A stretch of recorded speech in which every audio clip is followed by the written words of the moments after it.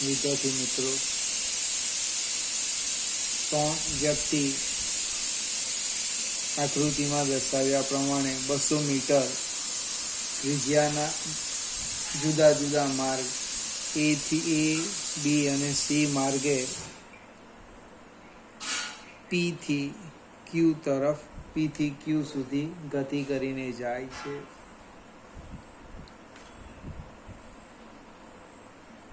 તો એ દરેક વ્યક્તિ માટે સ્થાનાંતર તથા પથ લંબાઈનું મૂલ્ય સૌથી વધારે શામાં હશે તે શોધો. હવે આ જે PQ છે એ વ્યાસ આપ્યો છે, એટલે ત્રણેય માર્ગ માટે જો સ્થાનાંતર લખીએ, 3 માર્ગ કયા કયા, A, B અને C માટે સ્થાનાંતર એ વ્યાસ થશે, બરાબર twice r, 2 ગુણ્યા 200 બરાબર 400 મીટર. પથ લંબાઈની વાત કરીએ તો સૌથી ટૂંકો પથ લંબાઈ PQ થાય. આકૃતિ પરથી જ જોઈ શકે એના કરતાં સેજ વધારે આ આવવાનું. અને સૌથી મોટી પથ લંબાઈ C માર્ગમાં આવશે. આગળ જઈએ. 9મો એક્ઝામ્પલ છે.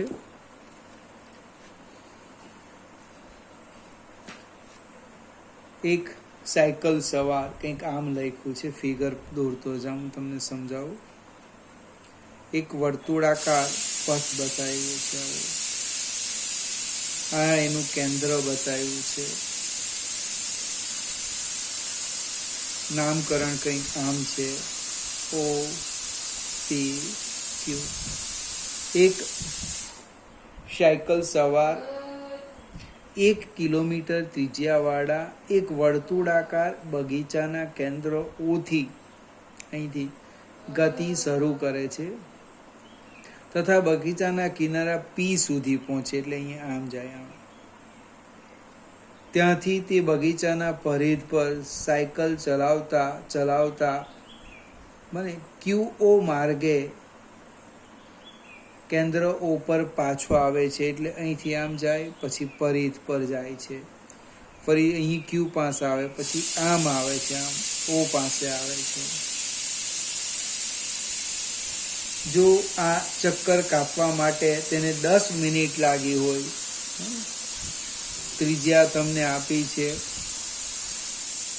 1 કિલોમીટર અને સમય કંઈક 10 મિનિટ લખ્યું છે, એટલે કે 10/60 કલાક. એવું કંઈ જરૂર નથી કે કલાકમાં ફેરવો, મિનિટમાં રહેવા દેવું, એકમ એ રીતે આપણે લખવાનો. તો પથ લંબાઈ, સ્થાનાંતર એટલે કે સરેરાશ વેગ અને સરેરાશ ઝડપ શોધવાનું છે. તો પહેલા તો હું સ્થાનાંતર લખી દેમ. સ્થાનાંતર કેટલું થવાનું તમે નક્કી કર્યું હશે, આશા રાખું સાચું હશે, 0 કિલોમીટર. કેમ?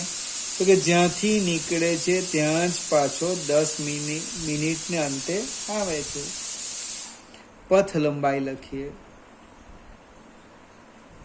પથ લંબાઈ તો કે OP plus PQ plus QO. OP એટલે ત્રિજ્યા R, PQ પરિધનો ચોથો ભાગ, એટલે twice pi r પરિધ થાય. twice pi r આપણે પરિધ લઈએ તો એનો ચોથો ભાગ ભાગ્યા 4 વત્તા QO એટલે OQ. સાદુરૂપ આપીએ, 1 વત્તા 3.14 ભાગ્યા 2 વત્તા 1, એટલે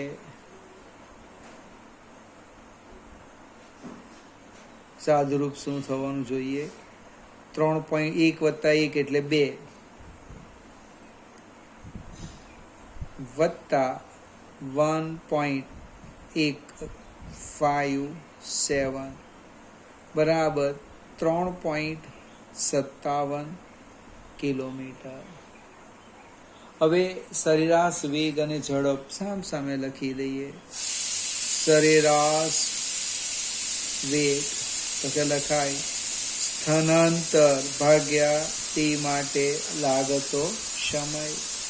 સ્થાનમાં થતો ફેરફાર 0 ભાગ્યા સમય એટલે 0 કિલોમીટર પર કલાક.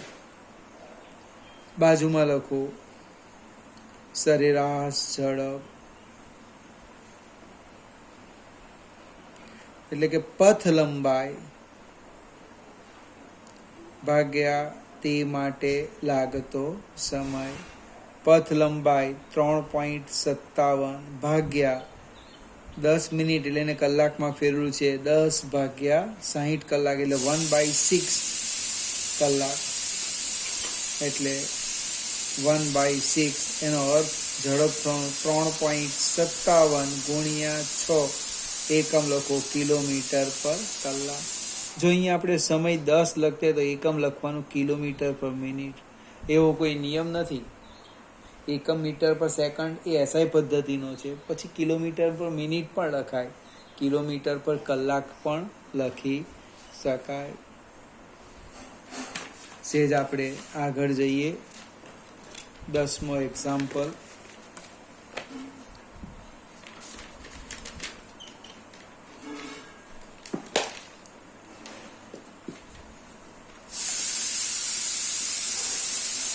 એક ખુલ્લા મેદાનમાં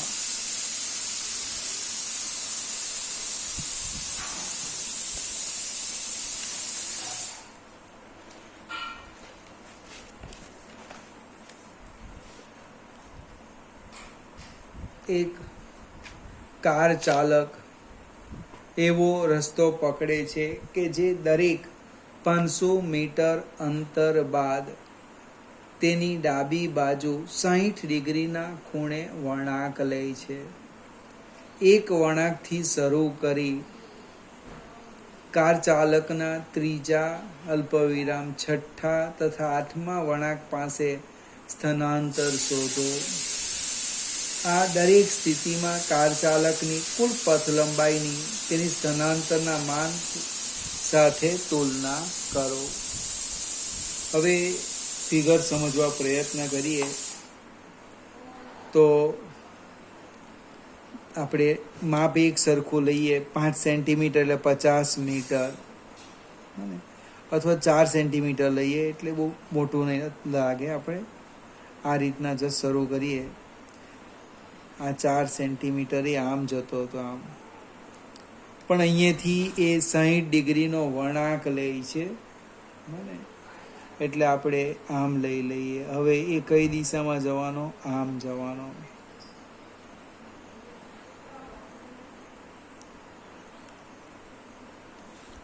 ફરીથી અહીંથી એ 60 ડિગ્રીનો વળાંક લે છે.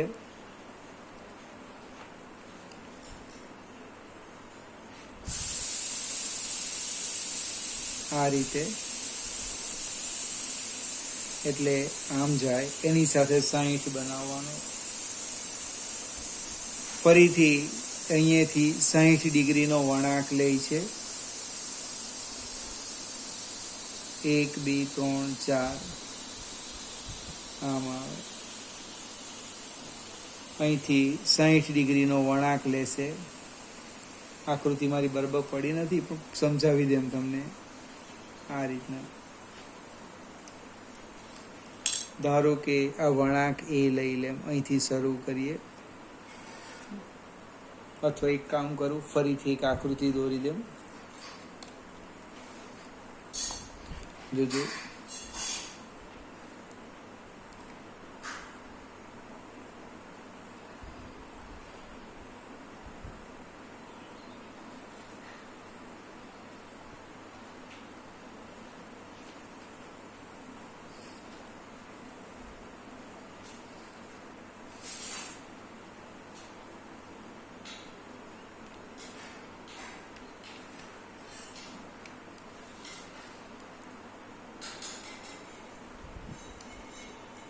ષષ્ઠકોણ બનાવવાનો છે ટૂંકમાં.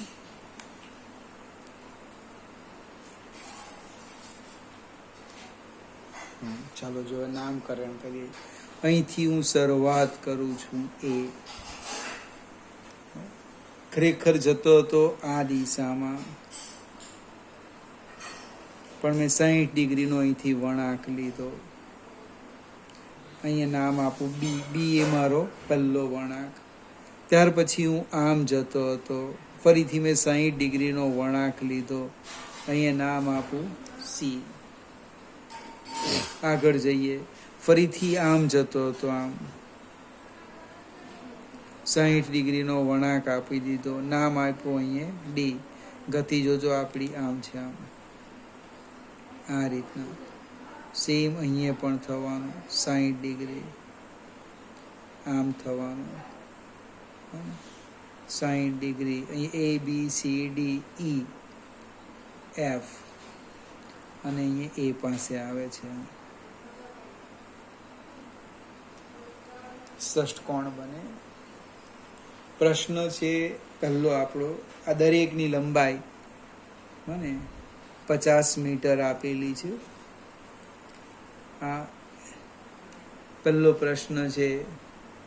વળાંક શરૂ કરી કાર ચાલકના ત્રીજા, એટલે અહીંથી શરૂ કરું, પહેલો વળાંક બીજો, એટલે અહીંયા ત્રીજો આવશે. તમારે જ્યાંથી શરૂ હોય કરવું હોય ત્યાંથી. આ ડી પાસે ત્રીજો વળાંક આવવાનો. તો પ્રશ્ન એવો છે, એનું સ્થાનાંતર એટલે આટલું થશે. અહીંયા આપણે એનું કેન્દ્ર લઈએ. હવે આ દરેક બાજુની લંબાઈ 500 મીટર છે.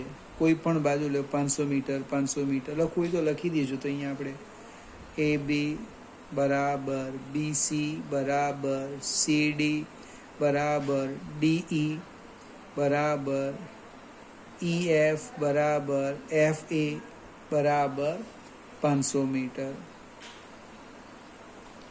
નિયમિત ષષ્ઠકોણ હોવાથી આ એનું કેન્દ્ર લઈએ તો OA બરાબર OD એ પણ 500 મીટર થશે. અહીં OA બરાબર OD બરાબર કેટલા થવાના? 500 મીટર. ચલો આપણે વળાંક આપણે લેવાના. કયો વળાંક કીધો? ત્રીજો વળાંક. ત્રીજા વળાંક માટે હું લખું છું પથ લંબાઈ. તો પથ લંબાઈ થાય AD. પથ લંબાઈ AD. AD એટલે AO પ્લસ OD, એટલે કે 500 વત્તા 500, 1000 મીટર. જોજો, અરે 500 વત્તા 500 એટલે 1000 મીટર. સોરી, સ્થાનાંતર થયું. મારે અહીંયા ભૂલ હતી. પથ લંબાઈ નહીં. કઈ વસ્તુ શોધી? અહીંયા સ્થાનાંતર. પથ લંબાઈ શોધો. બાજુમાં લખી દઈએ પથ લંબાઈ. તો પથ લંબાઈ લખાય AB વત્તા BC વત્તા CD. AB 500 મીટર વત્તા 500 મીટર વત્તા 500 મીટર, એટલે કેટલા થવાના? 1500 મીટર. સ્થાનાંતર થયું 1000 મીટર અને પથ લંબાઈ આવી 500 મીટર. હવે દરેક સ્થિતિમાં કાર ચાલકની કુલ પથ લંબાઈ અને તેના સ્થાનાંતરના માન સાથે તુલના કરવાની છે. તો આપણે લખી દઈએ પથ લંબાઈ ભાગ્યા સ્થાનાંતર, અથવા સ્થાનાંતર ભાગ્યા પથ લંબાઈ. પથ લંબાઈની સ્થાનાંતર સાથે તુલના કરો, જે સરળ લાગે તે. તો પથ લંબાઈ ભાગ્યા સ્થાનાંતર, તો કે પથ લંબાઈ 1500, સ્થાનાંતર 1000, એટલે શું થવાનું 1.5 એકમ રહી. વાંચવાના કેવી રીતના? પથ લંબાઈ સ્થાનાંતર કરતાં 1.5 ગણી મોટી છે. સ્થાનાંતરને સામે લઈ જઈએ તો પથ લંબાઈ ભાગ્યા 1.5 આવશે, એટલે સ્થાનાંતર એ પથ લંબાઈના 1.5 ભાગનું છે એમ કહેવાય. બીજો એક આપેલો છે પ્રશ્ન, છઠ્ઠો વળાંક. ફરીથી આપણે શરૂઆત કરી. પહેલો વળાંક, બીજો, ત્રીજો, ચોથો, પાંચમો અને છઠ્ઠો વળાંક, આવું લખ્યું છે. આપણે બીજો પ્રશ્ન, જે વળાંક છે એ કયો છે? છઠ્ઠો વળાંક. તો છઠ્ઠો વળાંક એટલે ક્યાં આવી ગયા? એ થી એ આવવાના. એનો અર્થ શું થવાનો? એનો અર્થ સ્થાનાંતર 0. એ થી એ જ્યાં હતા ત્યાં જ આવી ગયા. અને પથ લંબાઈ કેટલી થવાની? તો કે AB વત્તા BC, AB વત્તા BC વત્તા CD વત્તા DE વત્તા EF વત્તા FA. બધી એક સરખી છે. 500 મીટર એટલે 1, 2, 3, 4, 5, 6 એટલે 6 × 500 એટલે 3000 મીટર. ગુણોત્તર લેવો એટલે સ્થાનાંતર ભાગ્યા પથ લંબાઈ, 0 જવાબ આવશે. ત્રીજો છે 8મા વળાંક પાસે. 8મા વળાંકની વાત કરી તો 8મો વળાંક ક્યાં આવવાનો? ફરીથી આકૃતિ પર આવી જાઓ.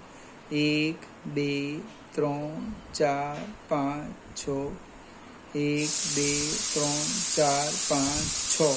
એથી એ પૂરું થયું. 7 અને 8 એટલે AC.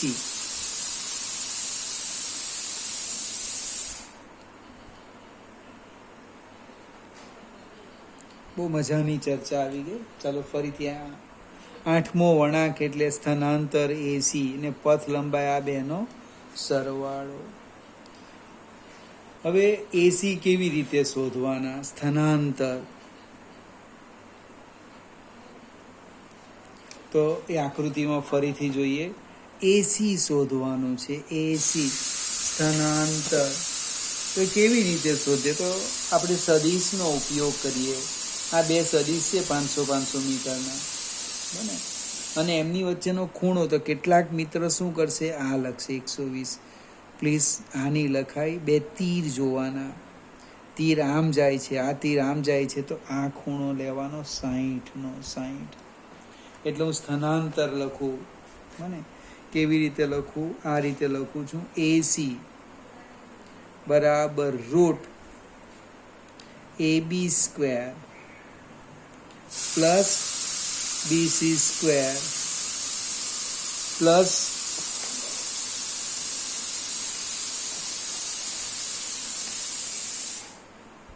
twice AB into BC into cos theta. બને એટલે એનો વર્ગ લખું છું. 500નો વર્ગ. બને 500નો વર્ગ એટલે 5ની ઉપર બીજા, આપણે 25ની ઉપર બીજા 4 મીંડા. 5નો વર્ગ 25. એ જ પ્રમાણે અહીંયા લખી દઈએ. 25,000 વત્તા 2 ગુણ્યા 500 ગુણ્યા 500 ગુણ્યા cos 60 1/2 એટલે થવાનું શું થવાનું? આ બે નીકળી જવાના. 500 ગુણ્યા 500, 5 × 5 = 25 ઉપર 4 મીંડા થવાના. એટલે આમ થવાનું √3 ગુણ્યા 25,000 સોરી. કેવી રીતના? જો 25,000 25,000 ને 25,000 25,000 વર્ગમૂળ છે 500 એટલે √3 √3 ગુણ્યા 500 √3 વર્ગમૂળ લગભગ 1.26 થાય. જે આવે તે આપણે યાદ રાખવાનું મીટર. પથ લંબાઈ કેટલી? તો કે AB વત્તા BC. AB 500 વત્તા 500 એટલે કેટલા આવવાના? 1000 મીટર. ફરીથી પ્રેક્ટિસ બહુ અગત્યની વસ્તુ છે. આકૃતિ જાતે દોરવાની, સમજીને પછી ગણતરી કરો. અહીંયા વળાંક આપેલા છે, કંઈક ત્રીજો, છઠ્ઠો, આઠમો, તમારે કોઈક વળાંક બદલી કાઢવાનો, તો એનો જવાબ શું આવે એ ખ્યાલ આવશે. આપણે એક એક્ઝામ્પલ વધારે ગણીએ. 11મો એક્ઝામ્પલ.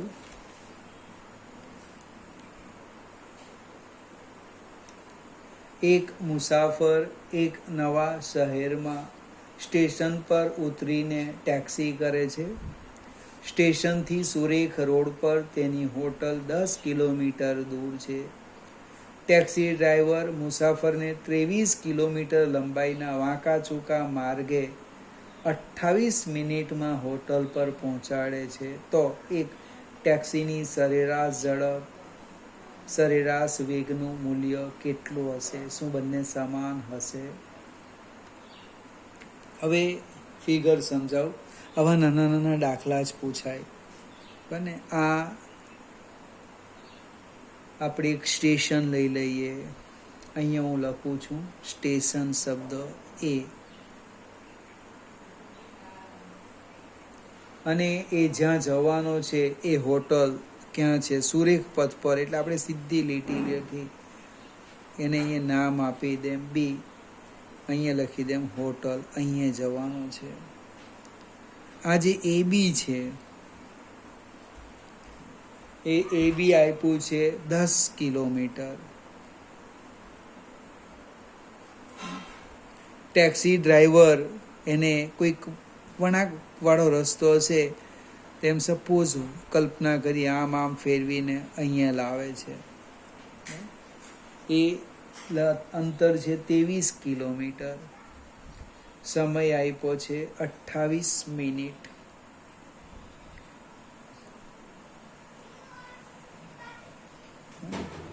હવે આમાં સ્થાનાંતર ને પથ લંબાઈ તમને આપેલું છે. આકૃતિની પણ જરૂર નથી. સ્થાનાંતર 10 કિલોમીટર અને બાજુમાં લખો પથ લંબાઈ કેટલી આપી છે? 23 કિલોમીટર. સરેરાશ વેગ લખો. સરેરાશ વેગ કેટલો? તો કે સ્થાનાંતર ભાગ્યા તે માટે લાગતો સમય. એટલે કે 10 ભાગ્યા, હવે 28 મિનિટ છે અને 60 વડે ભાગવું એટલે કલાકમાં થવાનું, એટલે 60 ઉપર જવાના. 10 ગુણ્યા 60 ભાગ્યા 28 એટલે સાદું રૂપ આપો તો લગભગ 21.43 એકમ લખજો કિલોમીટર પર કલાક. પથ લંબાઈ આટલી છે તો સરેરાશ વેગ લખવાના છે. ઝડપ. સરેરાશ ઝડપ શું લખાય? પથ લંબાઈ અથવા કુલ અંતર ભાગ્યા તે માટે લાગતો સમય. એટલે કે 23 ભાગ્યા 28 ભાગ્યા 60 એટલે કલાક થશે. એટલે કે 23 ગુણ્યા 60 ભાગ્યા 28 બરાબર સાદું રૂપ આપો 49.3 કિલોમીટર પર કલાક. બંને સમાન હશે? હા કે ના? તો ગણતરી કરી દીધી. કેમ? તો કે ના, બંને સમાન ક્યારે હોય? બને બંને સમાન ક્યારે હોય? તો સુરેખ પથ પર થતી ગતિ માટે જ સમાન હોય. આ તો સુરેખ પથ પર નથી, એ બી વચ્ચેનું અંતર 10 કિલોમીટર, ટેક્સી ડ્રાઈવર વાંકા ચૂકા માર્ગે લઈ જાય, અને બંને અલગ અલગ રસ્તા છે, એટલે બંને સમાન નથી.